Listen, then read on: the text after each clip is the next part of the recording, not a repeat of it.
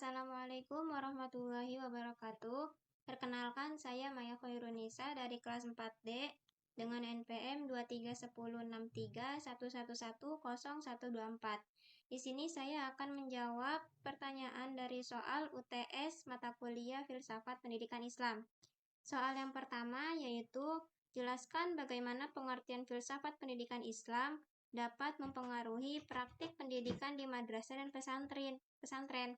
Kemudian, berikan contoh yang konkret dari pengalaman Anda atau observasi di lapangan.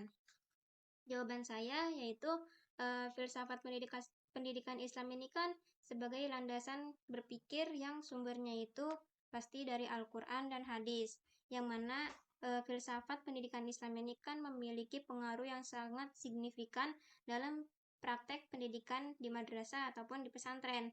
Nah, pengaruhnya itu bisa tercermin mulai dari berbagai aspek, misalkan tujuan pendidikannya, kemudian metode pembelajarannya, kemudian kurikulumnya, hingga peran pendidik dan peserta didiknya. Menurut saya, ada beberapa poin atau ada beberapa hal bagaimana filsafat pendidikan Islam ini dapat mempengaruhi praktik pendidikan di madrasah dan pesantren. Yang pertama itu adanya tujuan pendidikan yang holistik. Nah, filsafat pendidikan Islam ini kan menekankan tujuan yang tidak hanya berfokus pada pengembangan intelektualnya saja, tetapi juga pada pengembangan spiritual atau keagamaannya gitu.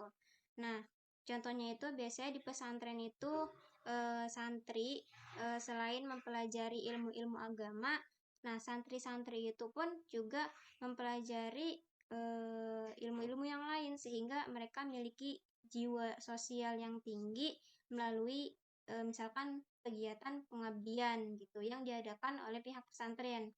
Kemudian poin yang kedua yaitu kurikulum yang terintegrasi. Nah, filsafat pendidikan Islam ini mendorong integrasi antara ilmu-ilmu agama dan ilmu-ilmu umum gitu. Nah, biasanya hal ini tuh di madrasah atau pesantren berusaha menggabungkan pembelajaran ilmu-ilmu agama dengan ilmu-ilmu umum gitu. Nah, contohnya itu biasanya di madrasah itu menerapkan kurikulum terpadu, yang mana kurikulumnya itu menyajikan ilmu-ilmu agama dan menyajikan ilmu-ilmu umum, tapi yang memiliki perspektif Islam gitu, sehingga adanya keterkaitan. Kemudian poin yang ketiga yaitu metode pembelajaran yang beragam. Nah, filsafat pendidikan Islam ini mendorong penggunaan metode yang beragam, jadi tidak monoton di satu metode saja gitu. Biasanya kan kalau di pesantren itu metode yang dipakai itu metode ceramah gitu, dimana siswa mendengarkan guru yang menjelaskan gitu. Tapi dalam filsafat pendidikan Islam ini berusaha untuk memberagamkan metode pembelajaran. Contohnya itu biasanya misalkan ada pembelajaran tafsir Al-Quran gitu, dimana siswa itu mendengarkan penjelasan dari guru, kemudian nanti mereka kerja kelompok gitu untuk menganalisis ayat atau mencari tafsir. Nah, itu kan adanya beragam metode tuh. Kemudian peran pendidik sebagai teladan. Nah, di sini tuh contohnya misalkan kalau di pesantren itu kiai atau guru gitu biasanya itu menjadi figur sentral gitu, menjadi role model, menjadi panutan gitu, tapi tidak kita lihat sebagai figur sentral saja, tetap. Kemudian soal nomor 2 yaitu bandingkan kedudukan filsafat pendidikan Islam dan filsafat pendidikan Barat, serta apa saja kelebihan dan kekurangan dari masing-masing konteks filsafat pendidikan tersebut di Indonesia. Perbedaannya yang mendasar itu kan mulai dari sumber, tujuan, dan metodologinya. Nah, kalau filsafat pendidikan Islam itu kan bersumbernya yaitu dari Al-Quran dan hadis serta dari ijtihad para ulama. Kemudian tujuannya itu kan mencapai kebahagiaan dunia dan akhirat melalui pengembangan manusia yang beriman, bertakwa, dan berilmu. Kemudian kalau metodologinya, filsafat pendidikan Islam itu mengintegrasikan ilmu agama dan ilmu umum dengan penekanan akhlak serta moral. Nah, kalau filsafat pendidikan barat itu dia itu sumbernya itu dari pemikiran para filsuf terdahulu, misalkan kayak Plato, Aristoteles, terus Dewey. Nah, kalau misalkan tujuan filsafat pendidikan barat itu dia memiliki tujuan mencapai kemajuan individu dan masyarakat melalui pengembangan intelektual dan keterampilan yang dimiliki. Nah, kalau metodologi dari filsafat pendidikan barat itu, metodologinya adalah mengutamakan rasionalitas, empiris, dan keobjektivitasan dalam proses pembelajaran gitu. Nah, dalam filsafat pendidikan Islam, kelebihannya itu menurut saya di sini yaitu ada menekankan pendidikan karakter dan moral yang kuat, kemudian mampu menciptakan keseimbangan antara pengembangan intelektual dan spiritual. Jadi adanya keseimbangan, balance antara intelektualnya dan spiritualnya. Kemudian relevan dengan kebutuhan masyarakat Indonesia karena mayoritas agama yang dianut oleh masyarakat Indonesia itu adalah kan Islam gitu. Kekurangannya itu berpotensi menimbulkan eksklusivisme dan intoleransi jika tidak diinterpretasikan secara inklusif. Kemudian kurang adaptif terhadap perkembangan ilmu pengetahuan dan teknologi modern jika tidak ada pembaharuan lagi.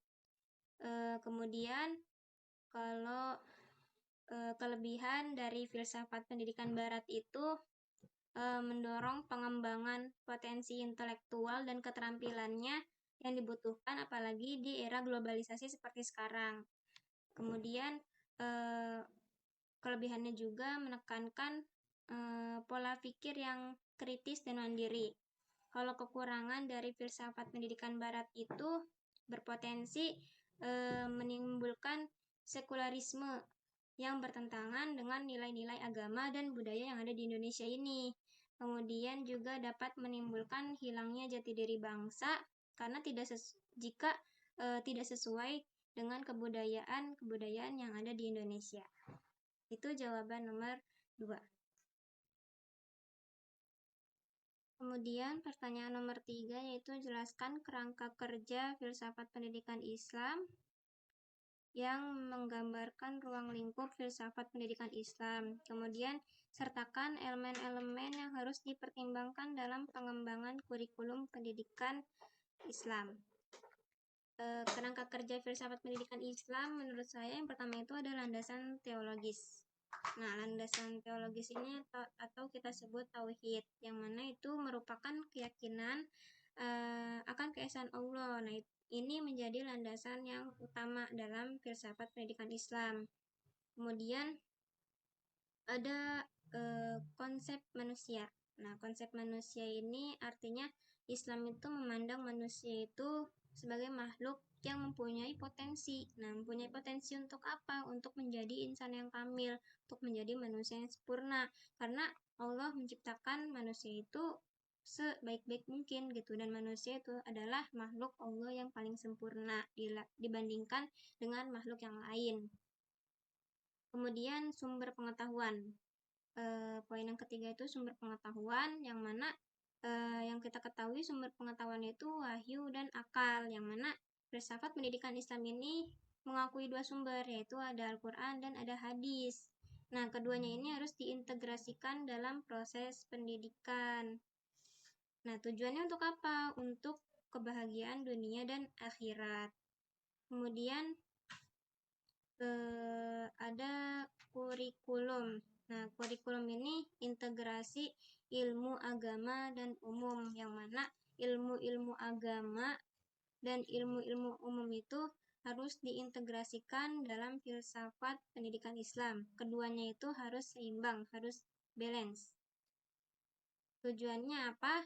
Untuk memiliki pemahaman yang komprehensif tentang dunia ataupun agama.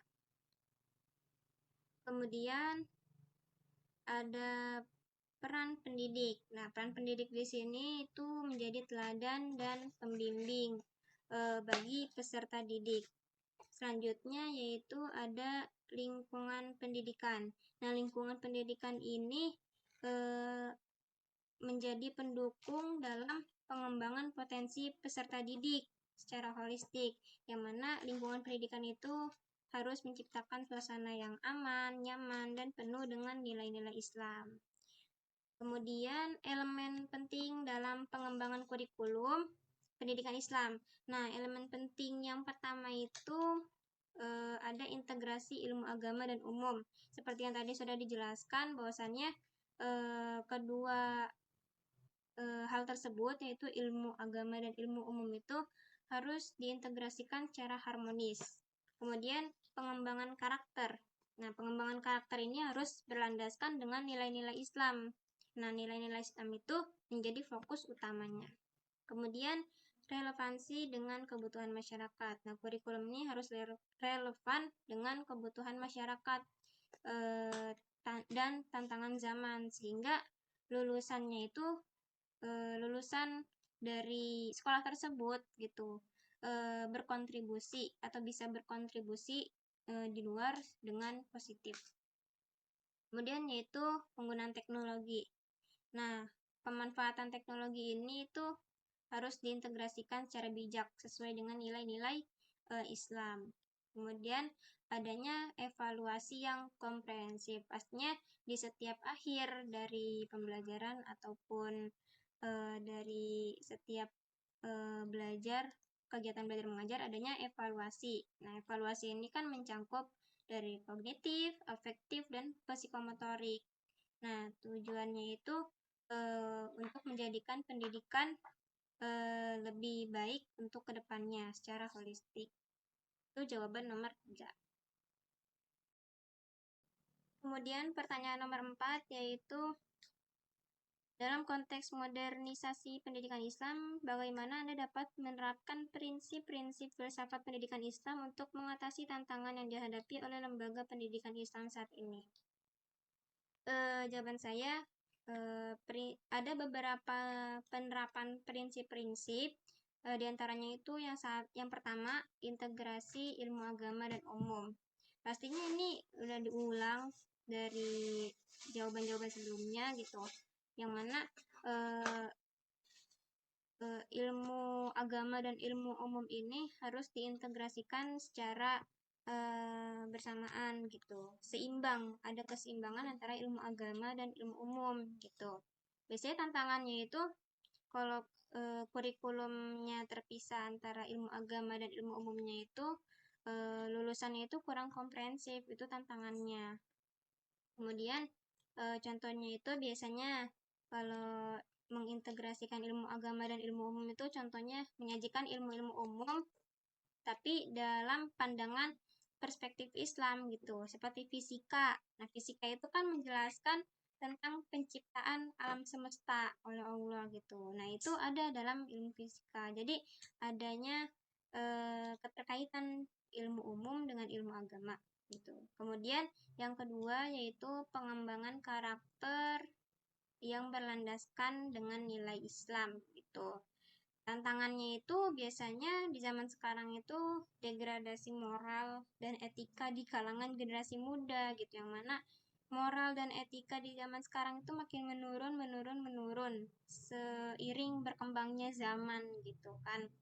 Nah, penerapannya itu harus ditekankan pendidikan karakter yang baik yang berlandaskan nilai-nilai Islam itu seperti apa gitu.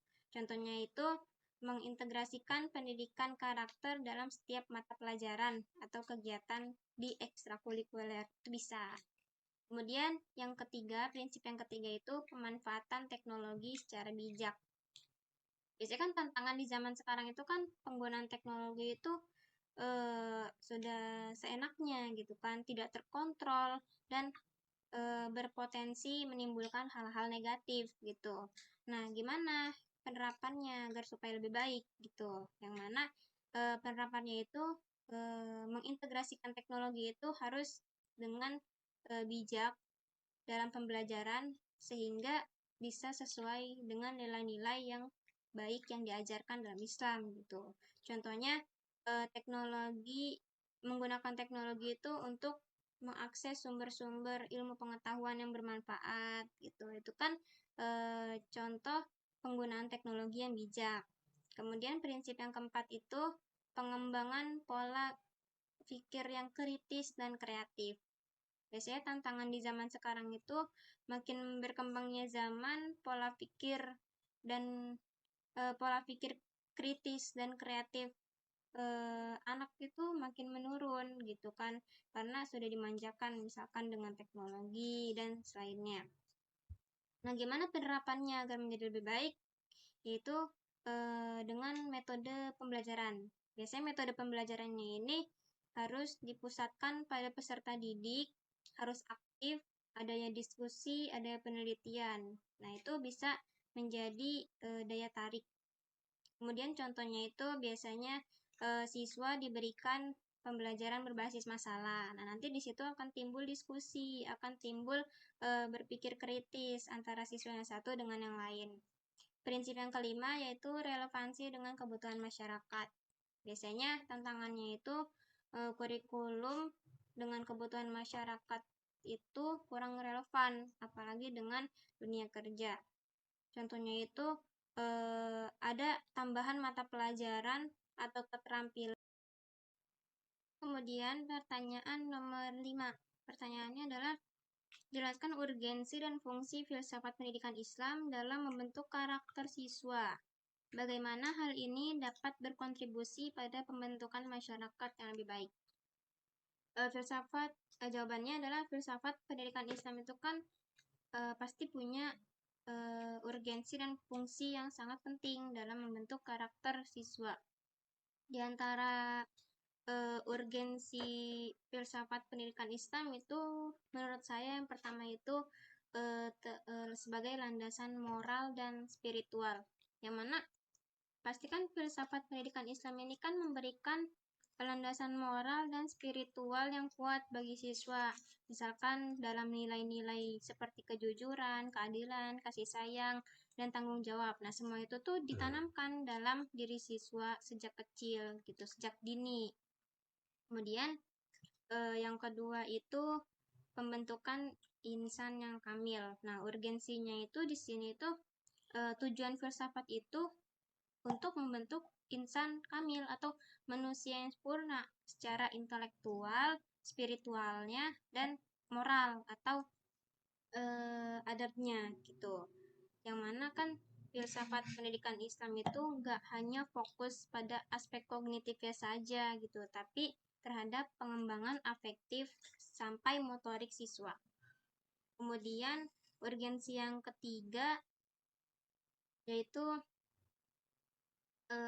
dalam menghadapi tantangan modernisasi, yang mana kan biasanya dalam modernisasi ini seringkali membawa dampak-dampak negatif. Contohnya seperti kayak individualisme, materialisme, sekularisme. Nah, di sini tuh urgensinya filsafat pendidikan Islam itu sebagai benteng untuk melindungi siswa dari dampak negatif tersebut dalam penanaman nilai-nilai agama dan moral yang kuat. Kemudian urgensi yang selanjutnya yaitu menjaga identitas bangsa, yang mana Indonesia ini kan adalah negara yang mayoritasnya itu penduduknya muslim gitu. Nah, pendidikan Islam ini sangat penting dalam menjaga identitas bangsanya dan nilai-nilai luhur bangsa Indonesia. Kemudian selanjutnya itu urgensinya itu dalam menanamkan nilai-nilai Islam. Biasanya kan siswa itu diajarkan nilai-nilai Islam yang baik, seperti ini, seperti itu. Nah, itu menjadi salah satu urgensi bahwasanya filsafat pendidikan Islam itu memiliki kontribusi yang kuat dalam membentuk karakter siswa gitu. Kemudian urgensi selanjutnya yaitu dalam mengembangkan akhlak gitu. Nah, dalam filsafat pendidikan Islam ini menekankan pengembangan akhlak mulia seperti kejujuran, amanah, dan toleransi. Nah, akhlak ini kan menjadi dasar pembentukan karakter yang kuat dan positif bagi siswa atau peserta didik. Kemudian yaitu membentuk pribadi yang bertanggung jawab. Pasti ya, yang mana filsafat pendidikan Islam ini mendorong siswa itu menjadi pribadi yang bertanggung jawab terhadap dirinya sendiri ataupun keluarganya, masyarakat ataupun Tuhannya. Kemudian yaitu urgensinya menciptakan keseimbangan. Nah, keseimbangan antara apa? Antara dunia dan akhirat. Jadi seimbang. Mungkin itu jawaban yang kelima. Kemudian pertanyaan nomor 6 yaitu tinjau pendekatan studi filsafat pendidikan Islam yang ada saat ini. Nah, apa saja pendekatan yang paling efektif dalam meningkatkan kualitas pendidikan Islam? Dan mengapa? Jawaban saya adalah dalam meninjau pendekatan studi filsafat pendidikan Islam ini ada beberapa pendekatan yang dianggap efektif dalam meningkatkan kualitas pendidikan. Apalagi dengan banyak tuntutan dan tantangan di zaman yang modern ini. Ada beberapa pendekatan yang dianggap efektif. Dari yang saya ketahui, yang pertama itu ada pendekatan integratif. Nah, pendekatan integratif ini tuh menekankan pada integrasi ilmu agama dan ilmu umum. Lagi-lagi pasti integrasi dua ilmu tersebut gitu. Tujuannya itu untuk menghasilkan lulusan-lulusan yang tidak hanya memiliki pemahaman agama saja, tapi juga memiliki kompetensi dalam ilmu-ilmu umum gitu. Pendekatan integrasi ini relevan karena pastinya di dunia modern ini membutuhkan individu yang memiliki pemahaman yang komprehensif tentang agama ataupun ilmu pengetahuan. Kemudian pendekatan yang kedua itu pendekatan kritis reflektif, yaitu di mana siswa didorong untuk berpikir kritis dan reflektif terhadap ajaran-ajaran Islam dan realitas sosial gitu. Tujuan itu mengembangkan kemampuan siswa dalam menganalisis masalah yang terjadi gitu. Masalah kontemporer dalam Islam gitu. Mengapa pendekatan kritis reflektif ini juga bisa gitu? Karena nantinya itu mampu menghasilkan lulusan yang mampu memberikan kontribusi yang relevan sesuai dengan perkembangan zaman dan bagi masyarakat tersebut gitu. Kemudian pendekatan yang nomor 3 yaitu ada berbasis nilai, pendekatan berbasis nilai, yang mana pendekatan ini itu menanamkan nilai-nilai Islam dalam proses pendidikan. Tujuannya itu pastinya untuk membentuk karakter siswa yang mana untuk berakhlak mulia dan bertanggung jawab gitu. Nah, mengapa pendekatan ini penting? Karena biasanya untuk mengatasi degradasi moral yang terjadi pada zaman sekarang gitu, yang mana sudah dihadapi oleh banyak masyarakat di zaman sekarang. Kemudian pendekatan yang keempat yaitu pendekatan kontekstual. Nah, pendekatan ini itu berusaha memahami dan menerapkan ajaran Islam itu dalam konteks sosial dan konteks budaya yang spesifik. Tujuannya itu untuk memastikan bahwa pendidikan Islam itu relevan gitu, sesuai dengan kebutuhan dan tantangan yang sedang dihadapi oleh masyarakat setempat gitu. Jadi bisa menjadi jawaban gitu dari permasalahan-permasalahan yang ada atau tantangan-tantangan yang ada. Mengapa pendekatan ini penting gitu? Karena agar pendidikan Islam itu bisa adaptif dengan perkembangan zaman gitu. Kemudian selanjutnya dari pendekatan yang ada, mengapa pendekatan itu efektif? Karena dengan adanya pendekatan itu bisa menjadi relevansi, yaitu untuk memperkuat pendidikan Islam dengan tantangan kebutuhan dengan kebutuhan-kebutuhan zaman yang ada gitu. Kemudian komprehensif, dengan adanya pendekatan itu bisa mencangkup berbagai aspek pendidikan mulai dari intelektualnya hingga karakternya. Kemudian kritis, dengan adanya pendekatan itu mendorong siswa untuk belajar lebih kritis dan reflektif. Kemudian nilai dengan Kemudian soal nomor 7 yaitu jelaskan rancangan program pendidikan yang akan Anda buat yang mengintegrasikan hakikat manusia dan hakikat pendidikan dalam konteks pendidikan Islam. Apa saja komponen utama yang harus ada dalam program tersebut? Jawaban saya yaitu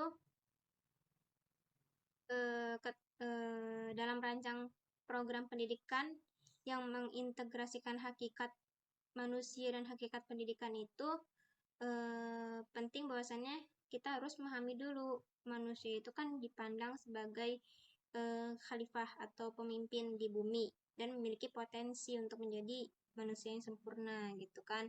Sementara itu pendidikan Islam itu kan bertujuan untuk mengembangkan potensi tersebut gitu, potensi yang dimiliki insan kamil tersebut gitu secara holistik yang mencangkup aspek intelektualnya, spiritualnya, moralnya gitu.